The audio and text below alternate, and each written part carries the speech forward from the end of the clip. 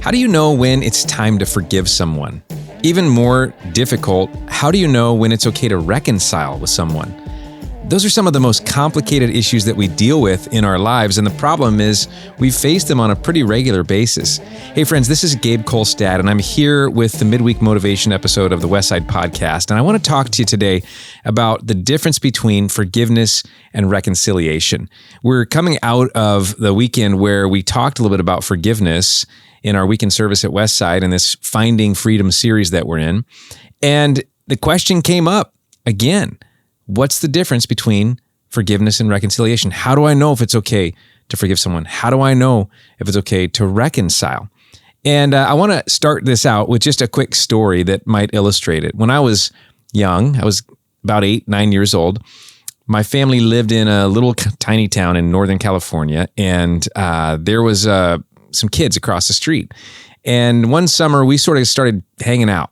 And these people, we didn't know them well. They had moved in, and we started hanging out and started having fun during the day, and it was back in the days where, I'm of the age where my parents did what all parents did, which was, we ran around during the day, and it was totally different. It's like, hey, have a nice day, see you at dinner. And we were out playing, having a good time. One of the days we had an idea. We were short on cash, and we needed to find some money. And so we decided to go down the street in this tiny town to the mini mart and see if they had any bottles lying around, because we thought we could pull one over on the shop owner by taking the bottles from the back of the store and taking them in the front door of the store to return them. And, bunch of 8-year-olds scheming. It wasn't that bright of an idea because he probably recognized right out of the gate what was going on. But he let us do it a couple of times, and we thought we were getting away with murder. We thought we were so smart. We had this whole crime ring organized, and it was going to make us rich. And so we did it once, we did it twice. We tried it a third time, and it didn't go as well as we had hoped. He caught on to what we were doing, and he decided that he would put the brakes on. And my dad happened to be the pastor of the church that was about 100 feet away from the little tiny store. And so it was a very, very painful circumstance, and everybody in the town practically knew what had happened. And we were all embarrassed, and I was especially embarrassed because I knew I was casting a negative shadow onto my family. Now, I just wanted to tell that story because what follows is a little bit of an illustration of the difference between forgiveness and reconciliation. Here's the thing. My dad did forgive me for that offense. And the problem was that he wasn't the only one I had offended. In fact, he wasn't the primary one that I offended. He was the secondary one. The person that I really offended was the shop owner that my friends and I tried to take advantage of. And so my dad forgave me for the incident, but not without consequences. And so the consequences included a couple of things. One, I was grounded, as you might imagine. Secondly, I had to go and make good with the shop owner. I had to go not only apologize for what I had done, but I had to restore anything that I had, any damage I had caused, any losses that I had incurred. And that is kind of like how life really works, isn't it? I think most of the time we can find good, healthy illustrations of how something should work and apply it to a situation that might feel broken in our own lives. And so I want to give you some help on this, because you might be in the middle of a situation where it's complicated, and maybe you got a loved one and there's been a rift, and you're trying to figure out what the next step looks like. It's very uncomfortable. You've got a history. There's been some damage done, and you're feeling the pressure to act, but you're not sure what the right next step is. Well, let me give you the difference between forgiveness and reconciliation. The first thing I want to share, in fact, two differences. Number one is that forgiveness is instant, but reconciliation is a process. Forgiveness is instant, but reconciliation is a process. And, you might look at that and go like, forgiveness is instant. I don't know about that. It might take me some time to forgive somebody. But I would challenge that. And here's why, is because you might be operating out of a false understanding of what forgiveness actually is. Forgiveness is when you no longer hold somebody, prisoner for an act that they committed in the past, where it's where you release the hurt for that act. A lot of times you're saying, yeah, but I also want them to have to pay for what they did. And one of the misunderstandings that we have is we think sometimes it is our job to make somebody pay for their sins, or it is our job to make somebody pay for the thing that they did that might have hurt us. What we learn really from Jesus is this: is he says in Matthew chapter 6. In fact, when Jesus is teaching people how to pray, I mean, he's saying this is how you should pray, and he says, "Our Father who art in heaven, hallowed be thy name." You might know that prayer. Towards the end of it, he says, "Forgive us our trespasses as we forgive those who trespass against us." And what he's really saying is that we can forgive other people because we've been forgiven by God, and that we should forgive other people because we've been forgiven by God. He's teaching us that forgiveness is about letting go of my hurt related to the incident. And so that's why it can be instant. I can choose forgiveness because it is me letting go of my hurt. It is me letting go of my misunderstanding that I'm somehow going to be the one that makes them pay for what they did, when in fact, that's God's job, is to hold them accountable for what they did in that sense. And we'll get more into that in just a minute. But I want to talk a little bit about reconciliation, because in Luke chapter 16, verse 10, Jesus said something else. He said, "If you're faithful over a little, I'll make you faithful over a lot." And I think that is the principle of trust. And so when you think about reconciliation being a process, if you look back in your life, maybe toward as you were a kid, and maybe you had a rift in a relationship with a friend, and somebody said something bad about you, and then you cut them off, but then later you reconciled. Probably for you that was a little bit of a process. And what it involves is a time, right? It involves letting them back in slowly over time. It involves them earning, in some ways, them back in, and that's about trust.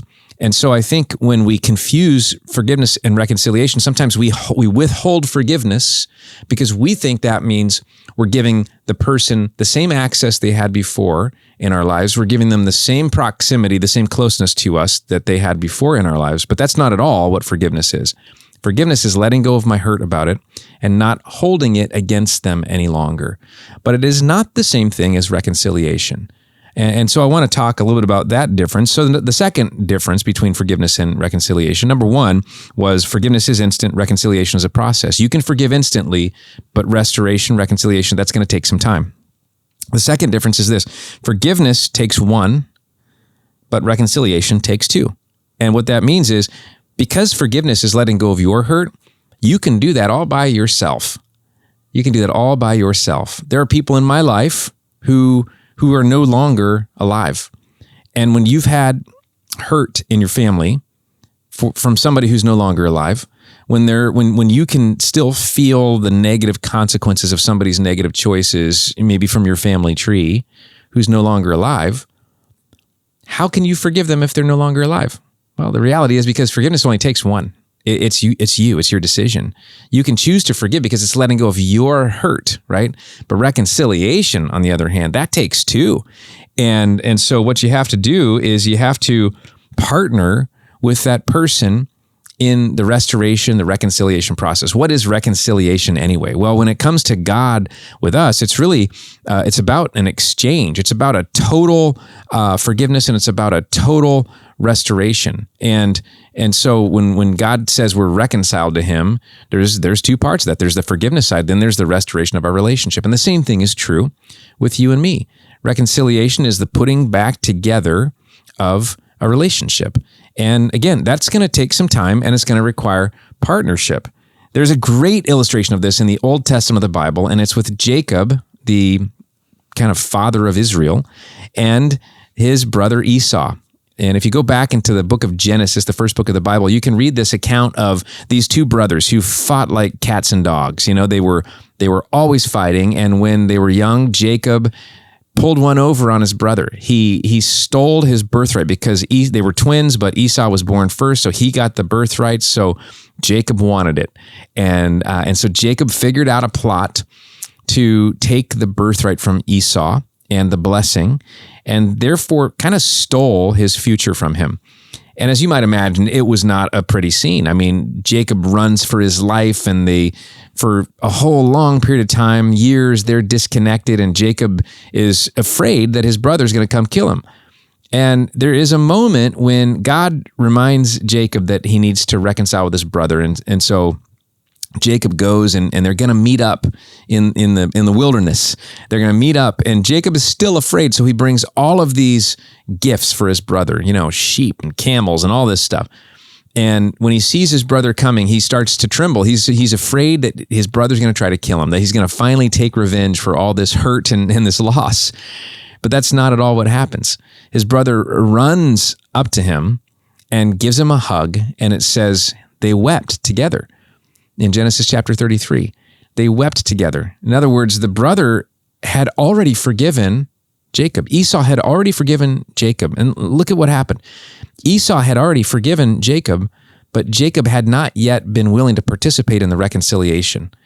And so though he was forgiven, the relationship wasn't restored until he was willing to participate and partner in that reconciliation. And that's the same thing that happens in life. And so you might have a situation in your life where either you were the offender and it's time for you to start approaching that, to receive the forgiveness and then to partner in the reconciliation, or you might have a situation where you were the offended. You got hurt. You got taken advantage of. You got mistreated. You got abused. You were the one that was done wrong, done harm. And you're trying to figure out, do I forgive them? And I think the answer is yes. Why would you forgive? Because you've already been forgiven. Because forgiveness is for you. It's releasing the hurt. It's the thing that's keeping you up at night. It makes you unhealthy. It makes you full of stress. It shortens your lifespan. Forgiveness is important. Unforgiveness will wreck your life. You got to let it go. And once you've done that, you got to figure out what are the steps to reconciliation, because they're two different things. Reconciliation requires rebuilding trust. So important. You can't have reconciliation unless there's trust. Jesus said, if you're faithful with the little things, I'll make you faithful with more. And so in many ways, it's like starting small with that reconciliation. When it comes to people who've been hurt by a loved one or a friend or somebody in business, if that person wants to reapproach the relationship, it needs to start small because trust needs to be rebuilt. And that's good for both parties. Rebuilding relationships requires rebuilding trust. And that's where boundaries come in. In a situation like that, sometimes boundaries are put up because you got to protect yourself. It's good to protect yourself. But at the right time, you can start taking those bricks off the wall and lowering that boundary because trust is being rebuilt. And then at some point in time, you might be able to tear down the whole wall and have that real close relationship again, like you did before, maybe even closer than you did before, because trust has been built up and truth is there too. It's kind of like reminds me of in the New Testament, Luke chapter 15 is this parable. Jesus tells a story. He makes up a story about this father and this son, and the son grows up in this wealthy home and he wants all his inheritance now, and he goes and demands his inheritance, and his dad gives it to him, and he runs off and he lives this horrible life and wastes his dad's entire savings and all the stuff that he had given him. And it's called the prodigal son, runs away, living with the pigs, eating with the pigs, squandering, making a horrible reputation, all the things that his dad wouldn't want for him. And at one day, it says, when he came to his senses, he decided to come home. But he was going to come home and he's going to say, Dad, I know I'm a rotten scoundrel, and I know I don't deserve to be your son, but if you will just let me come back, I just want to be your slave. I just want to be your servant. And it says in Luke 15, Jesus is telling the story that when the dad saw the son, he bolted out the door and he runs out there to meet his son because he wanted to restore him. And he puts his arm around him and he says, you're my son. He says, let's kill the fatted calf, go get a robe, go get a ring. We're restoring him. That's reconciliation. And when the son had come to his senses, he came back home. And that's the thing that we got to sort of wait for in reconciliation is it the right time? Has the right trust been built? Is the right attitude there? Is it safe? I was talking to a friend this week and we were talking about this question, and I used this illustration. I said, if you had a friend and they kept coming around with a knife and stabbing you every time they put their arm around you, what would you do? And they said, well, I wouldn't stand next to him anymore. And I said, that's kind of the point here is like if somebody wants to be forgiven, that's one thing. But if they want to be reconciled, they got to stop stabbing you. You got to create that safety. And when it's safe and when there's trust, you can start to restore that relationship. I hope that's been helpful for you. I hope that if God's doing something new in your life, that you'll reach out and share it with me. Our prayer is that these things will move you forward in your life in practical ways. That's why we call it Midweek Motivation. And I want to ask you just a couple of favors. First of all, if this has been helpful, would you subscribe to this podcast so that you can not miss a single episode of Midweek Motivation or of our weekend services that we put on this channel as well? We'd love that. And then secondly, would you share it with somebody? Would you let somebody know that this is out there that might be helpful for them? And then last, would you swing by a Westside service? We would love to see you for a weekend service at Westside, where we always talk about things that are practical and relevant to our daily lives. You can find out more at westsidecommunitychurch.com, and you can either join us online or you can pop by our campus in the Portland, Oregon area. We would love to see you either way, and we hope you have an awesome week.